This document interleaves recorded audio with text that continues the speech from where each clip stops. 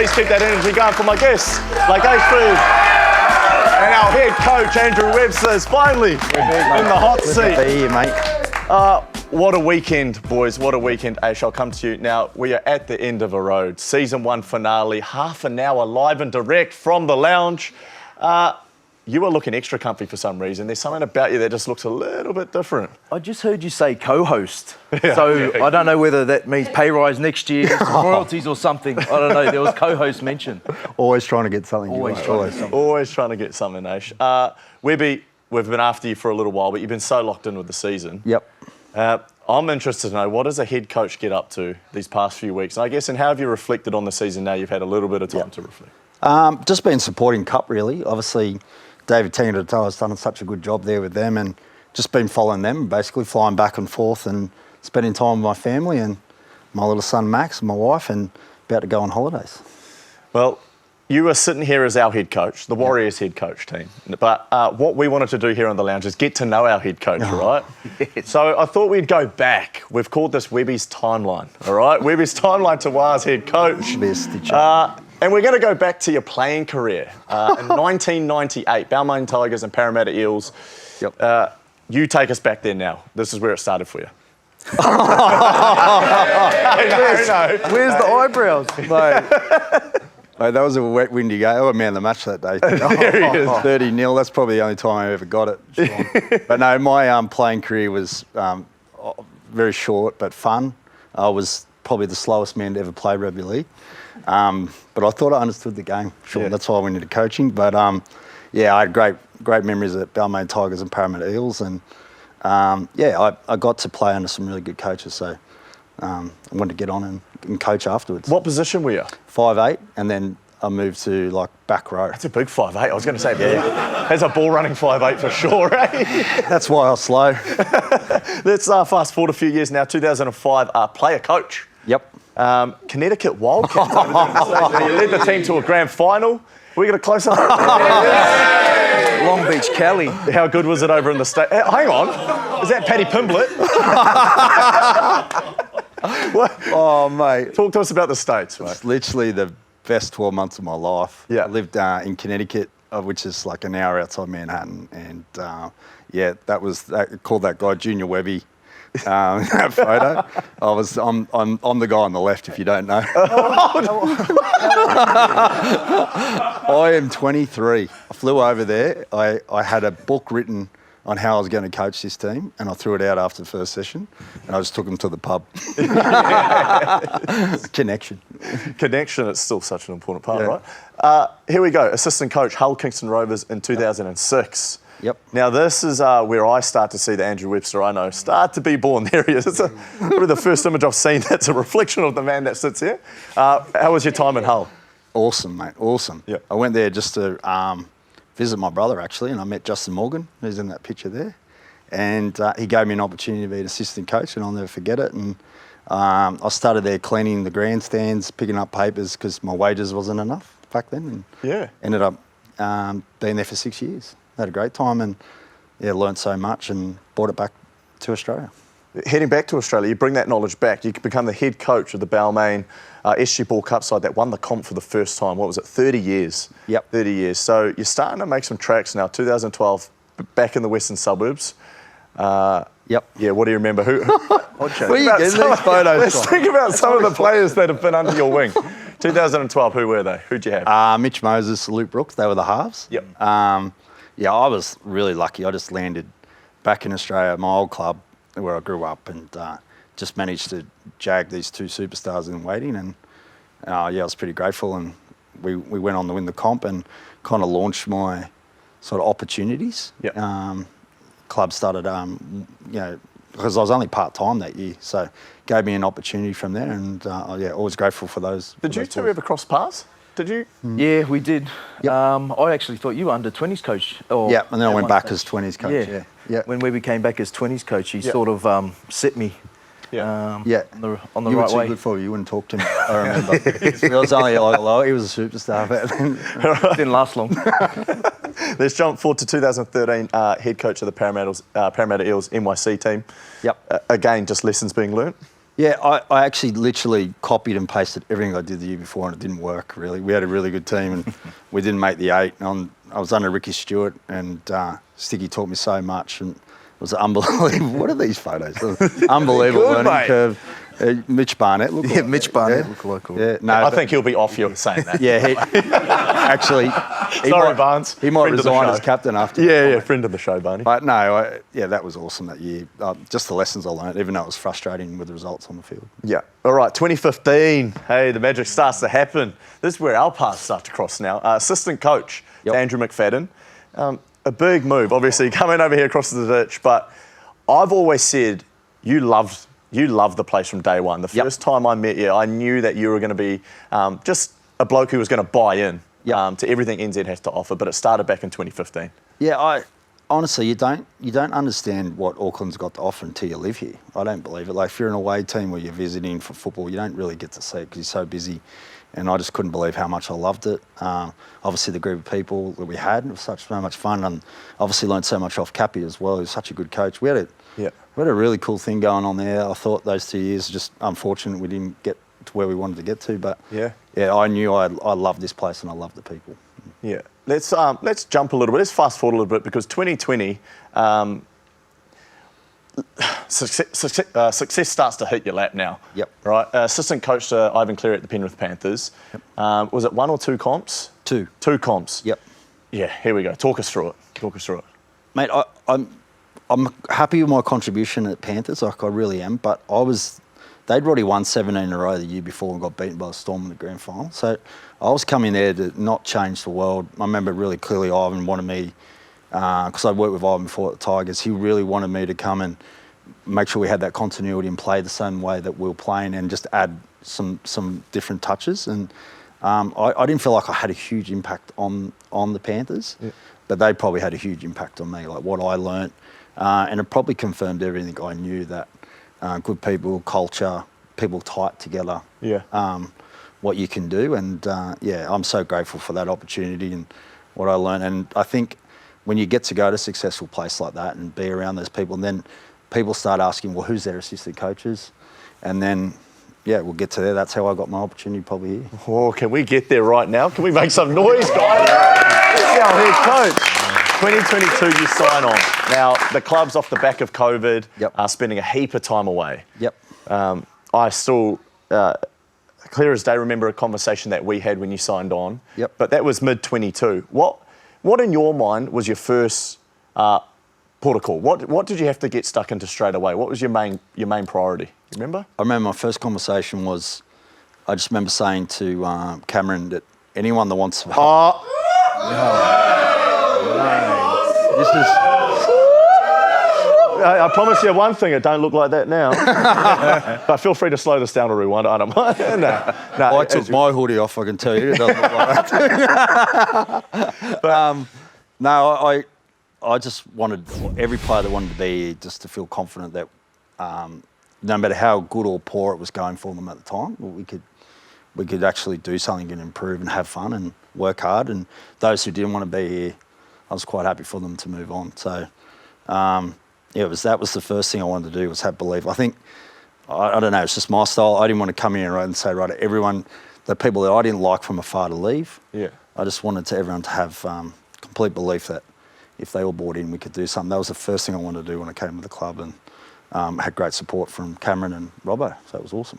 Well, he's well and truly done that, team. Like, unbelievable your ability to get the group back together, reconnected, and hit. I remember that 2022, 2023 pre-season. Yep. Square in the face. Wow. Yeah, she was a solid hit out. Let's speak about your squad you currently got, because our personal player on the moment this week, team, none other than the Cup boys, state champs, guys. Make some noise for our Cup team. They win the NRL state champs convincingly, a dominant performance. Tangs has this group humming with him. And he's the bloke I'm really keen to hear on, because we see the players, we speak about the players week in, week out on this team, but from a coaching standpoint, the coaching group you've got around you, Tangs at the head of this group. Yeah, what's impressed you most about him? The biggest thing, people probably don't realise, Tangle's role is he's full-time with NRL in the day and he coaches Cup at night. So His job is to work with every single player that doesn't get picked in the 17 on the weekend. And his job is to make sure the cup train at a level to make NRL better whilst developing these boys. And he's done a fantastic job of making sure that, one, they have fun, two, that they're learning each week they're on an individual level. Yep. But how he brings the team together is really special. And I think they were so convincing because all those guys got opportunities to play NRL and they got to go back and apply their craft at the end of the season particularly. But they only played NRL because of a guy like Tangles, what he puts in and how much he teaches them. So, no, he's awesome, and I'm really happy for him and all the boys, really. How does that work, Webby? Do you, with Tangles coming over, have you worked with him before? The same as the other coaching staff. Do you work with them before they come over and you get to choose who you get to work with? Or I actually coached Tangles at Hull KR when I was assistant, so he played under Morgs, and my brother was actually his captain, so it was quite a weird relationship, but this is weird. It was weird. Footy's a small world, eh? But no, first of all, I just value him so much as a person, and when obviously Slade got promoted and wanted to bring him over, I was really excited. The fact that obviously I trusted him as a person, I knew what he'd bring, and I knew how ambitious he is on his own coaching path. I mean, he's assistant coach at Tonga, so he's done a really good apprenticeship, and it was a hard recruit, but to get him, but because he's got a family, but it was awesome to get him here. Yeah, unreal. Well, there you go, Tangs and the boys. Unreal job, unreal. Congrats, lads, congrats. Time for a quick break, team. On the other side, apparently there was a game last night. Yeah? Apparently there was, so we might as well talk about it. See you shortly. No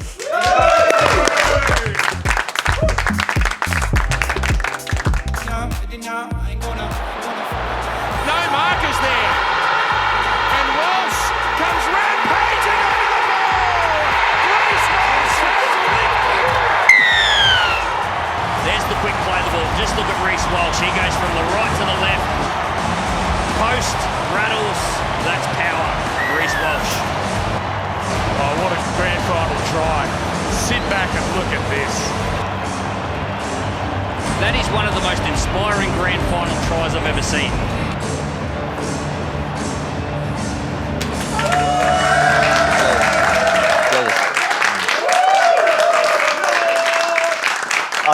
Honestly, Dad's probably tried the round. It gets better every time I watch it. Reece Walsh, Eight. Yeah, an absolute beauty for our last Dad's Pie try of the year. Yeah, and look, the thing for the setup, he was out on the right organising a play. And it's just the evolution of Reece Walsh, probably in this final series as well. The way he's just taken the game on. He saw an opportunity. He didn't want to sit back and wait for it. Took it on, and geez, he beat some good players too. Yeah, he did. Let's have a quick look at a recap from last night's grand final. This is the stage where dreams are realised and legends are made. A race that started with 17ers down to 2. Reynolds in front. Walsh swings in with all his dazzling speed. The ball goes out to the right and Mariner scores after little more than 2 minutes. That scintillating attack by Melbourne. They get an early try. Hughes with a kick there, and it is a try to Katoa. They swing to the right. Warbrick, open passage to the line. He goes over to score a grand final try. And Walsh comes rampaging over the ball. Reece Walsh has lit it up. Jerome Hughes with an incredible individual effort. Tries to roll it through. Carmen Kavika's claiming a try. Oh, and Reece Walsh was there.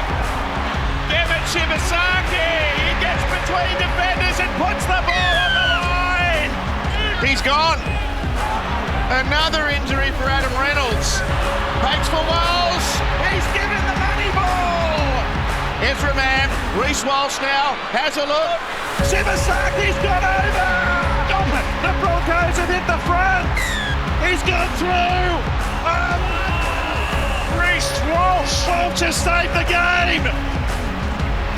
It's been 19 years, but the Broncos are back on top of the rugby league world.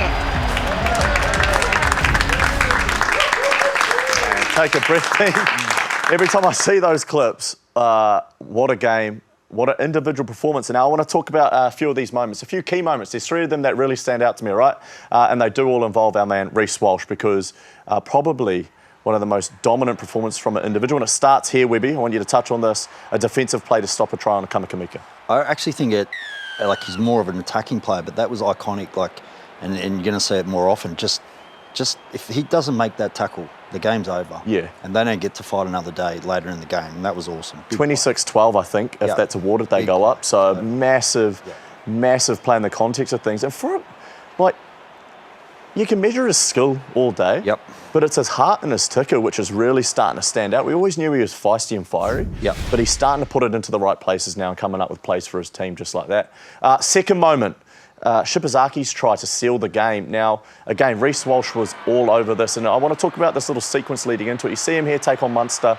He skips up, creates an overlap, and finds a seam down that right edge. They get tackled, right? Now, if we can just pause about here. This is the bit I want to touch on quickly, okay? Because Reece Walsh of the past, or any young playmakers, it's so easy to gravitate towards the ball and just want to double up on these sorts of plays. And there's a time for that. We just saw it with his try, right? But here, and this is where he really stood out to me, that he was seeing the game on a different level. The game was slowing down for him, okay? His movement here after having that involvement to free up his edges, to park himself 2 passes wide and allow key men, key ball players to give him the ball in the right parts of the field so he's the guy that executes this final pass was so impressive. It just shows me how far his game is starting to evolve and how elite he was, especially last night. Play this out. Have a look at this, right? A shift down the right. They quickly move the ball. And this acceleration here. Accelerate. A little bit of interest. Fires a rocket right to left out in front of Shipazaki. And people look at that and go, that was too easy. But it's the work of Reece Walsh that makes it look too easy. All right? It's simply special. Yep. The third and final one, game-winning tackle. Hey, Shaun, I want you to bring us home on this because first the tackle, okay, so we talk about the double D here, but then Jordan Ricky, game-saving intercept. But this tackle this is the tackle I want to talk about. This is the tackle I want to talk about. Talk to me about that one there. Yeah, well, look, it's a bit of a risk, isn't it? Because you're giving up the person with the ball. And like Webby said before, that sort of stopped them from winning the game completely, Melbourne. Well, they had the game here, Broncos. They were up. He took that risk and it did come off. Special praise, though, to Karapani, who got back. Like, if he's not there on the inside chasing Katoa, I don't think Reece Walsh has the faith maybe to go and do that, take that risk. But it was definitely a big play. A massive play, filled like so many moments that we saw throughout a grand final. But what's probably impressed me most about Reece Walsh is that it didn't just start on grand final day. Yeah, we can touch on the fact that this run that he's producing right now, or produced in that 80 minutes, started essentially when Ezra Mann and Adam Reynolds go down. I think, one of the late rounds against the Melbourne Storm, he decides, you know what? I'm going to have to step up here. I'm going to have to take responsibility in how we get the team around the park. But also kicking the football, comes up with 40-20s, inspiring plays that gets his team on his back. Now, if you're coaching a kid like that, what's the word that you're going to him with? You lose a couple of senior players. Is it a conversation you have? Yeah, I think it's not you've got to do more. You just got to do it better. Okay. And I just think his game went to a new level where he wasn't trying to be anyone that he wasn't. He was completely himself through the whole finals. But he did want to put the team on his back. Yeah. But he was his absolute self. You even saw him off the field. He's a bit cheeky at times, probably doing a few things he shouldn't be. Yeah. But he was so comfortable in his own skin. And he just took the game to the opposition. Like, he was absolutely awesome. And he's going to, honestly, let's go down as one of the greatest final series because of him. I reckon he absolutely owned that contest. He did. I want to talk about great final series, but I want to talk about great season one. A great season one that we've had here, team. Well, we're going to get to that after the break, okay? We'll see you shortly.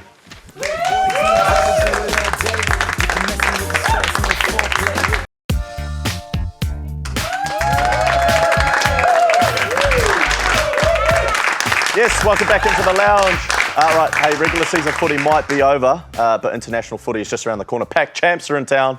Our Kiwis and Kiwi Ferns. We've got 2 games, team, in Auckland here against Samoa and Tonga. This is an exciting time. Matt, this championship is going to be... Yeah, I honestly cannot pick a winner. I can't either, and I'm a footy nerd, so I'll be watching all these. I love this, and I love how evenly matched they are. So the Kiwis, Tonga and Samoa, it's going to be one heck of a series. Oh, yeah, let's not miss it, eh? Time for the Ford fan question. The last Ford fan question of the season. No! No, don't. No tears just yet, Shaun. OK, this one's for you, Webby. Yep. Are there any challenges when trying to lure in marquee players from overseas? I think the biggest challenge is they don't understand New Zealand and Auckland. It's quite funny. People think it snows in Auckland, like in Australia. Like, yeah. Hey, sorry. I had someone ask me, like, Yeah. do you guys have beaches? And, like, no, seriously, they look at you and you go, like, do you guys have the sun there? And I go, what? Yeah. Like, bro, serious? because when they're the away team, they land, they go to their hotel, travel to Mount Smart, which is in an industrial area, Yeah. and they don't get to see Waiheke Island. They don't get to see all the beaches. They don't get to experience a really good summer. Hey, tip, what about you bring them over, you take them to Eden Park? Yeah. You just don't even show them Mount Smart, you know what I mean? Hey, you home stadium here, you know what I mean? You go up to Millennium the Institute of full-time bar. Sport. Yeah, full-time sports bar, wherever you want, you know? Aish, how did you get here? What was your selling point? Was it a Webby? What did you say before? Oh, your deal? Yeah. A can of Coke and a pack of chips. Best offer. No, he knew. You're a Kiwi now, mate. He's a Kiwi Like through most and people. through. Time for a quick little recap, guys. This is what I was getting to before, OK? Season 1, it is officially almost in the books. Let's have a little look back at the journey so far. You want to have a look at this? Should we go for a trip down memory lane? Let's go back. Let's have a look at it, mate. You're well done, bro. You've done it. Is there another clip from that game? And you did this to us, you dog. I'm going to call it how it is. I don't know how you got the call back. Now just looking for a forward car. Hey, we need to get our man travelling in style. Come on now, Ford. Aish.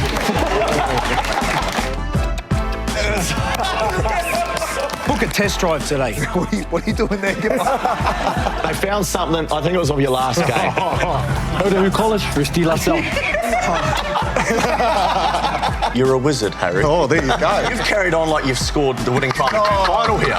As well as we scramble, there's no substitute for speed. Almost like you've played football or something. Something like that. Okay, why are you playing this stuff? Welcome to the old boys club, baby. Tell me more, Aish. No, don't. Aish. How about not? Full-time sports bar. It's finals footy. Fastest halfback in the NRL, you reckon? Ronnie G, has anyone else called you that, or is it just me? She's laughing. That's only me and you at this stage. Wade Ashford and Wade Egan. Tanner Boyd. Timmy Searle, indelible Timmy Zalesniak, Mitch Barnett, Chance, Nickel, Clocksley, Monty Beetham, yes team. Goats in the building. And Jackson Thomas. Aaron Clark. Dimitri Vaimonga's in the house team. Yeah. Give a round of applause for where rugby league's at in New Zealand. Without that, we don't have this. I just needed to get that across. A little bit overwhelmed by the situation, but just loved every moment. We got the goosebumps, man. Well, what a clip. Unreal, put together by the team out the back here. Aish. Oh, yeah. Oh, no. What's going on here? Oh, thank you, Sarah. Wow.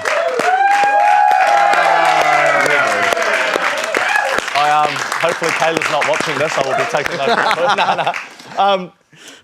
What a season, honestly. Let me just gather my thoughts quickly. But Aish, taking a little trip down memory lane there. Anything stand out to you? You've been there for all of it, really? Apart from getting the forward, mate, definitely you killing it full-time sports bar, the live show. I thought, it's a tough gig what you're doing, and full-time sports bar killed it live for an hour as well, so big things. Webby, off the back of that, do you watch the show? Yeah. Yeah? Yeah. Now, Webby and I built this relationship off honest feedback, all right? So hit me with some quickly. So a quick one. Well, I missed the full-time one because we were prepping that week. right. I was Sorry, focused, finals mate. and I was stuff. focused. But I watched your first one. I loved it. The energy. Tory Harris was very good. Yeah. I thought he was excellent. He was one and done. We haven't seen him since. Yeah. He lacked energy. That's probably why he did. But yeah, I remember seeing how proud Rog was. Walking in saying you built it, you've done it. Yeah. I thought that was iconic. And it's just build momentum, mate. And Yeah. Can I take them home? No. Mate, I've been away a fair bit lately. I You need those. All right, team. Just bear with me, okay? Because I've just got some thanks I really want to get through here. I don't want to miss anyone. Because when I set out to do this show, it was with the best intention of just covering our game in a manner I felt like it needed to be covered in. Now, I believe we play the best sport in the world, okay? And now it's my chance to showcase that through a different lens. So I can't do that without a few of these people that I'm about to read through, all right? So firstly, to Sophie and Gary Burchett here, CEO and Head of Sport at Sky, thank you so much for believing and backing me. To my awesome producer and the daughter of Godfather Tab and Ra out the back. Look, these guys are wizards team. They put together the show. I just show up here, I say what they write. But it's just been such an awesome collaborative process with you boys, so thank you. Let's talk about the production manager, Turi, our amazing studio crew. Can't forget Sarah and Gus. Gus has been on camera one. I know he's not here tonight, but he has made me feel so comfortable being in this chair. Makeup guru Danny, the marketing team, the sponsorship team, and our audience, like wherever you guys are. Obviously, we have the live audience tonight, so thank you very much. But honestly, if you don't watch the show, we don't have a product. You know, we don't have a product. So off the back of that, our sponsors. Now, Ford, Purcell and Dad's Pies, guys, just let me have a moment here because you guys backed us before we were even anything. All right, you believed in the vision and you got on board straight away, and I will never, ever forget that. So thank you so much. And lastly, to the players, my guest, and everyone who has been involved in season 1, okay? Now, I want to make just one big ruckus, one last one for these two, all right? Blake AYSHFORD, Andrew WEBSTER. Thank you so much for joining me, boys. Thank you very much. It's been an absolute blast, season 1, guys. Honestly, I cannot wait to do it all again next year. But enjoy your off-season. Tune in for the Pack Champs, and we will see you guys very, very soon.